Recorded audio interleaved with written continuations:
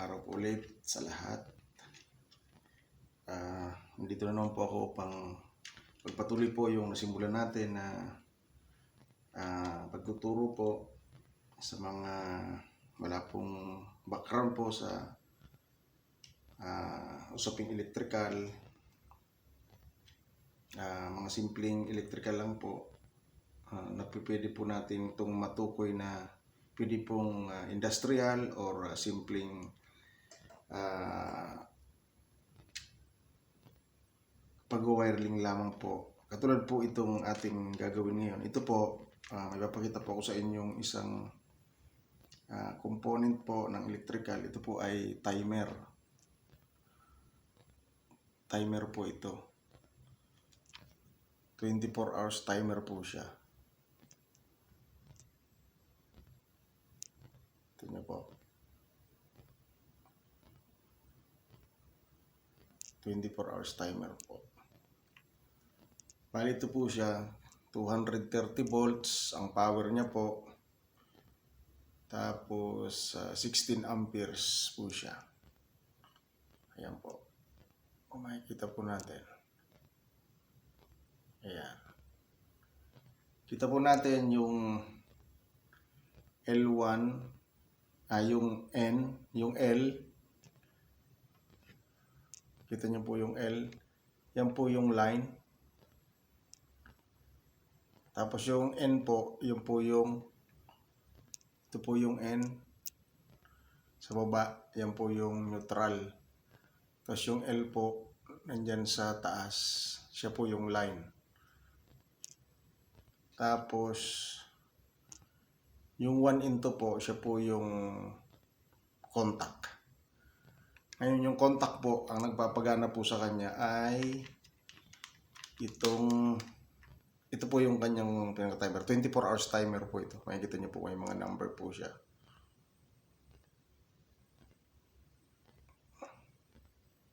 Ayan po. May number po siya. Ang kada slot po nito, papakita ko po yung slot. 15 minutes po ito. Yung kada slot po, ayan po. Ayan. Ibig sabihin po, yung isa po na yon 20 minutes at 15 minutes po yan. Pag dinagdagan po natin, magiging 30 minutes po. Tapos, kung dadagdagan pa rin po natin, tatlo. Ayan, 45 minutes po yan. Kumbaga. Pag nakaganyan po, pag dumaan po dito yung yung itong indicator na to, pag dumaan po siya dyan, dito, ito po, tumama po dito sa slot po na to, na tatlo, na iniwas po natin, in-adjust po natin. Mangyayari po dyan, 45 minutes po siyang tatagal dyan bago po siya makarating uli dito, sumampa uli dito para mag-switch on uli po siya. Kaya, ang mangyayari po, meron din po pala siyang may switch din po siya sa kung gusto po natin siyang i-automatic o kaya manual. Pag ito po, ayan po, nakaset po siya ngayon sa timer. Ibig sabihin po, susundin niya po yung nakasettings dito sa timer. Ngayon kapag ito po ating ibinaba, ganyan. Ayan, nakamanual po yan. Lagi lang po naka-on. Halimbawa, yung ilaw po ang pagaganahin natin. Lagi lang po nakailaw yung ilaw natin. Pero pag ito po nakataas, ayun po yung timer po sa taas na sign. Timer po sign sa taas. Pag nakita po, pag dyan po siya nakaset, ito po bali. Yan. Mangyayari po niyan, susundin niya po yung settings dito. Bali, 24 hours po siya. Kaya kailangan po ito, 24 hours may power para po masunod yung kagustuhan natin ng pag-on and off ng ating ilaw. Ito po, maigi po itong gamitin sa mga perimeter lights. dahil ito po, maiseset po natin siya kung anong oras gusto natin siya mag-on. Halimbawa, iset natin siya ng 6 o'clock PM na mag-on. Tapos mag-o-off naman siya ng 6 AM. Mag-o-off naman siya ng 6 AM. Bali, sa gabi, mag-on po siya. Tapos sa umaga, off po siya. Tapos pagdating naman ng gabi, mag-on po siya and vice versa lang po. Ganun po yung kanyang tawag dito, function. Ngayon, kapag kailangan po natin to, lalo po sa lightings, pag gagamitin po natin to, kailangan po natin ng dito po natin ikakabit yung lightings natin. Kailangan din po natin ng contactor, katulad po nung natin, napag-aralan na po natin to, di po ba? Yung mga simpleng switching, ganun po. Ngayon po, tuturo ko po sa inyo kung paano po ito wiringan para po mapagana po natin itong perimeter lights natin. Ito po yung gagamitin natin as perimeter lights. Consider po as perimeter lights. Tapos indicator po natin, yung contactor. Tapos may switch po tayo. Tapos isa po yung pinaka main power natin, main breaker. Ito po. Okay po. Bali, umpisahan po natin. Ito po yung, alam na po naman natin to, naituro ko na po dati pa. Ito po yung power. Papunta po dun sa may neutral sa line po tayo, papunta dun sa natin, sa contactor. Tapos ito po yung line 1 and line 3, tapos bumaba po siya rito sa T1 and T3. Ito na po ang natin kasi yan po yung pinaka main contact natin. Tapos auxiliary po, wala po tayong gagamitin dito. Pero depende po sa inyo kung kailangan nyo ng indicator, pwede po. Indicator lights para malaman nyo kung naka-on siya o hindi. Ngayon, ito po yung A1 saka A2. Alam na po natin yan. So, ito po yung simple switch po. Gagamitin natin. Ngayon, wawiringan na po natin siya. Ito po, yung neutral po na isa, connect ako na po dito sa A2. Ayan. Tapos, ito namang A1 na to, linagyan ko na po siya ng wire. Ngayon, ito po magiging niyan. Kasi ito po, dito po muna tayo mag-umpisa sa Ito po yung pinaka-line niya. Kumuha po tayo ng linya doon mismo para sa control po natin. Dito po tayo nandito po tayo kumuha sa Tito. Ayan. Tapos, dumiretso po siya dito sa switch. Kita niyo po, dumiretso po siya dito sa switch. Ayan. Tapos, lumabas po siya dito sa isang terminal ng switch.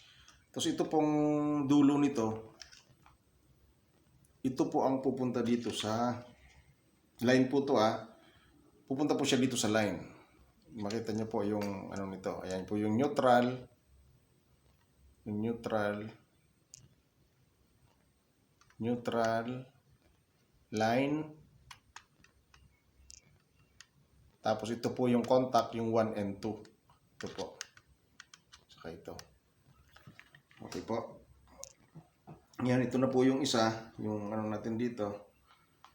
Yung line natin, saan yung line? Ito po, galing po ng switch. Galing ng main power, punta ng switch. Ito po. Okay, lalagay po natin siya dito sa line. Ito po yung magpa-power ng ayan.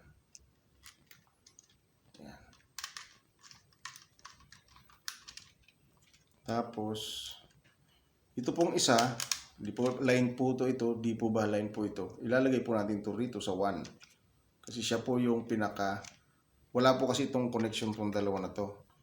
Bali, lalagyan din po siya ng power dyan. Para ma-standby power po siya, standby power. Kasi itong dalawa po na tong switch, itong 1 and 2 na to, yan po yung switching niya. Na ang nagkukuman po itong mechanism po na to dito, itong timer. Ito pong pinaka-timer niya. Okay po. Ngayon, ito pong isang neutral, galing po yan dito sa A2. Pwede rin po galing kayo dito, basta makakuha po kayo ng neutral dito. Ayan, pumunta po yan dyan magkasama. Diyan na po ako kumuha. Tapos, ito pong neutral na to, ire-recta na po natin yan dito sa neutral niya. Sa line, neutral ito po. Ayan po yung neutral. Diyan po natin yan ikakabit. Ayan. Ayan.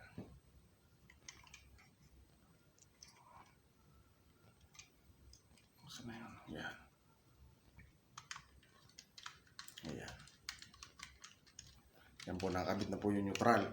Galing po yan dito sa neutral na to. Ngayon, meron pa po tayong isa, itong 2. Diyan po, ito pong terminal 2 na to. Diyan po natin ikakabit yung papunta po sa A1. Ito po. Ito pong isang line na to. Dito po natin sa terminal 2. Dito po. Ayan po.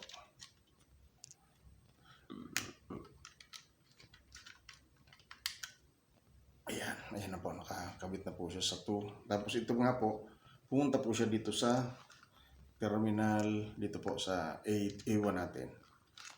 Ayan. Ayan. Ito po. Yung gawin po natin,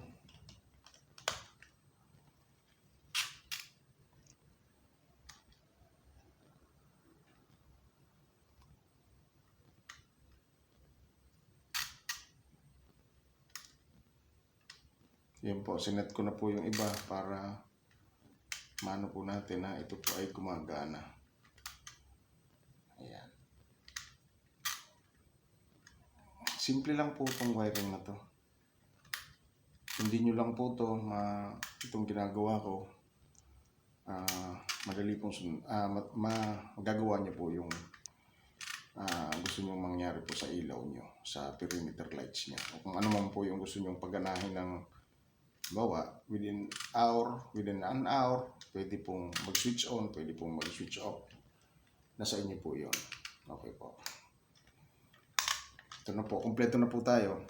Ngayon, titestingin po natin siya. Naturally po, may power po ito dito na. Ano po Ayan. Ayan. Ayan natin sa power, 220 AC. Ayan po. Ayan. Ayan po. Ayan, 237. Tapos dito po sa meron na rin po yan. Dito. Ayan. Ayan. Pero di po siya gumagana. Kasi di pa po ito gumagana yung nakaano po kasi yung ating timing. Ito po, ito po yung pinaka main switch natin sa panel. Kahit ano pong switch pwede natin gamitin. Ngayon, pag in-on po natin to, ayan po, ayan. Ibig sabihin po ito, nakapalo. Umilaw na po siya, di po ba? Umilaw po siya. Kasi nga po, ito, nakasampa po siya doon, ito po yung indicator niya na naka-close po siya. Ayan po, nakasampa po siya dyan. Ngayon, kapag yan po ay umikot, pa clockwise, diba, ikot po natin na. So, pag umano po siya dyan sa, sa pinakagatla, ayan po, tumama siya dun sa gatla, mawawala po, i-open niya po yung contact. Kaya mag-o-off po yung natin, yung ating contactor. Ayan po, naka-off na po siya. Pag sumampa uli po siya, ibig sabihin ito po yung timing niya. Basta tandaan lang po, ang isang hibla po nito, ang isang pasi, bali 15 minutes po yan, itatagal niyan. Ayan po, sumampa na uli siya. Kaya naka-on po uli tayo. Ayan po. Naka-on po uli. Ayan, ganun din po yan. Iikot po siya ng 24 hours. Basta sumampa. Ayan, may ilaw po siya. Pag dumating naman siya dun sa naka-ano na po na to, sa pinakagatla na po siya dito, nakapunta dito sa, nakahiwalay po. Nandito po siya sa right side. Ay o-off po siya ulit. Ayan po. Ayan. Ayan. Sana po malinaw. Sana po malinaw yung Ngayon, tuloy-tuloy po siya. Kaya dapat po may power. Huwag po natin itong i-off. Kasi pag in-off po natin to, i-off natin, mangyayari po niyan, mawawalan to ng power, hindi po iikot yung ano niya, yung timer niya. Naka-steady lang siya doon. Kaya kasi switch on man natin to pag gabi, hindi siya hindi siya gagana kasi nga mali yung timing niya. Kaya kailangan siya may power. Pag laging may power, naka-standby, naka-on po ito, so kayo. Ibig sabihin po, magiging active yung ano niya, magiging tama yung timing niya. Yan. Ayan. Ngayon, kung gusto mo naman siyang patayin, kahit na sabihin mong naka-timing siya, ayan po. Ayan, nakailaw po siya, di po ba? Naka-timing po yan. Naka-timing siyang ganun, nakailaw po siya, nakikita po natin. Ayan. Kung gusto po natin yung patayin, pwede po, kung dito sa switch, papatayin natin. Mawawala lahat. Ayan. Ayan. Kasi nga po, yung power nito, nanggagaling doon mismo sa main switch natin. Ayan. Kaya wag pong kalimutan, kung mayroong ganito po ang wiring nyo, ganito po yung pagkaka-wiring nyo, may switching kayo. Pwede rin pong walang switch, i-directan nyo na lang po doon. Pero, syempre, minsan, mas maigi na po yung may switch tayo para at least kung ano yung gusto natin gawin, pwede po natin gawin ng madali lang po sa atin. Convenient po ba? Ayan po. Ayan. Malinaw po. Ayan. Ayan. Ayan. Naka-on po siya. Kapag nakaupo siya, kahit ilagay mo po yan doon sa sa gatla, di po siya gagana. Pero pag naka-on to, ayan. Ayan po natin sa ayan. Gagana na po siya.